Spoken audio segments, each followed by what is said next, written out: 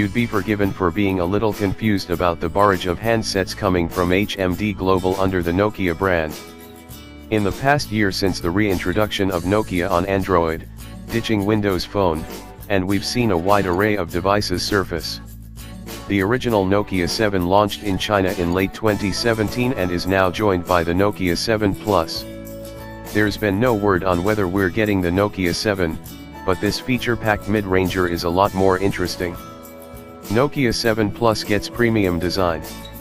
158.38 x 75.64 x 7.99 mm. Aluminium unibody design with exposed highlights. 18:9 aspect display. The Nokia story has so far centered around design, starting life as a 6000 series block of aluminium. The Nokia 7 Plus is carved out of it so you get a solid handset. We've been impressed with Nokia's devices so far for this, and the 7 Plus continues this trend. This is a large phone, packing in a 6-inch display, but moving to an 18:9 aspect is very much the trend. This is Nokia's first 18:9 phone, so it doesn't bear much resemblance to the Nokia 7 that originally launched in China. Despite that big display, the frame is only 75 mm wide, and incredibly slim at 7.99 mm, so it doesn't feel like a big phone. Such is the 18:9 advantage and the reason this new format is becoming popular.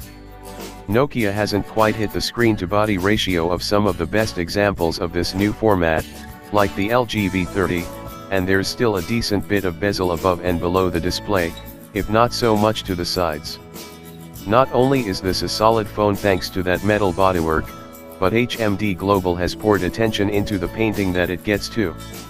The aim is to create a ceramic feel to this phone, so it gets 6 layers of paint and the result is highly accomplished. Highlights remain exposed, so you'll get a nice contrast between the main body color and the details. This is the sort of attention that HTC once used to pour into its phones, and it's nice to see the level of detail here. It's a full HD phone, so in this instance it's 2160 x 1080 pixels, resulting in 403 ppi. That doesn't quite match the detail of some of the flagship phones out there which are pushing Quad HD resolutions, but as companies like Huawei and Honor have demonstrated, it's not always about packing in those pixels. It's an LCD panel and first impressions are pretty good. It's nice and vibrant, but it's difficult to gauge whether it will suffer in bright conditions and so on, but what you are getting is plenty of space to play.